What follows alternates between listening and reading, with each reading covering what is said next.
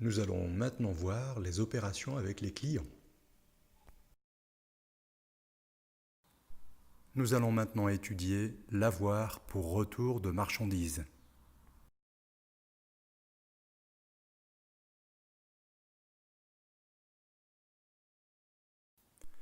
Lorsque le client nous retourne de la marchandise, parce qu'elle n'est pas conforme, parce qu'elle est dégradée, eh bien nous lui envoyons une facture d'avoir.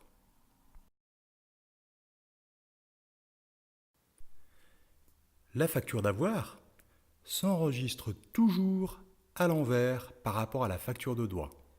Donc ça, il faudra vraiment le retenir. L'enregistrement se fera dans le sens contraire d'une facture de droit.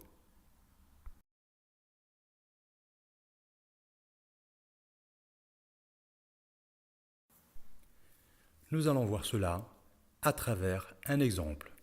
Le 15 août de l'année N, nous réalisons une vente brute de 900 € avec une remise de 10%.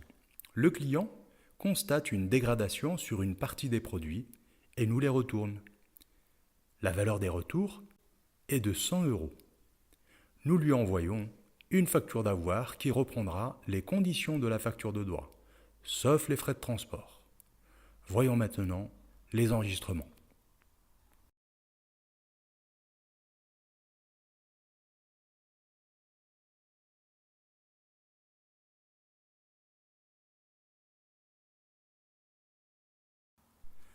Nous savons qu'un flux physique sortant, une vente, correspond à un crédit. Flux sortant égale crédit.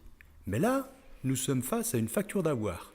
Nous devons donc inverser le sens des flux.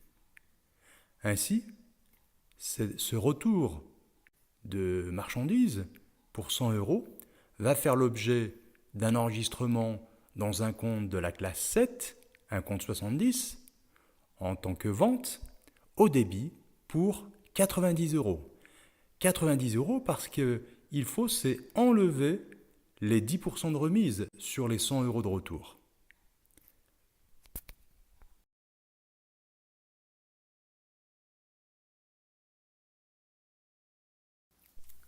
Le deuxième compte, le compte de TVA collecté, 44 571, contient au débit 18 €. Au débit, puisque nous savons que le flux de TVA suit toujours le flux physique. Le flux physique, on vient de le voir, il est de 90 € au débit. Donc on fait ces 20% des 90 €, ça nous donne 18 € de TVA collectée au débit.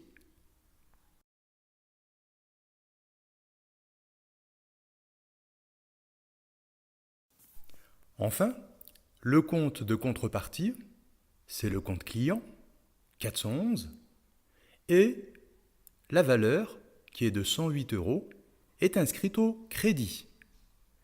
En effet, on vient réduire la créance client. Les 108 €, c'est tout simplement les 90 € du compte de flux physique, le compte 70, plus les 18 € de TVA collectée. 90 plus 18 égale 108, au crédit. On respecte ainsi la partie double. Le total débit est égal au total crédit.